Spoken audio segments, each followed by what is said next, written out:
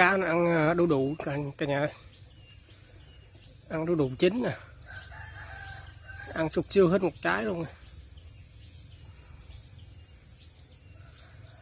Quá trời luôn. Đó, đu đủ trái bên kia rồi, không nhìn thấy.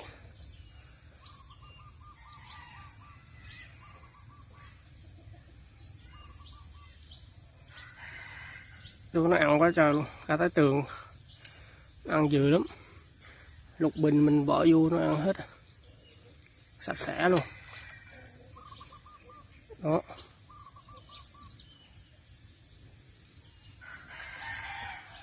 ăn còn một miếng à, ăn gần hết luôn rồi.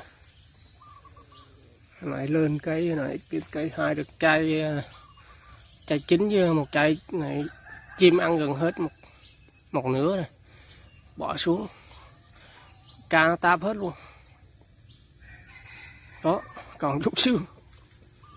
Ôi trời luôn. Chưa xíu là bỏ lục bình xuống cả nhà, cho nó ăn lục bình luôn. Đây ở dưới quê không cần tốn thức ăn đâu, lục bình như chuối chín,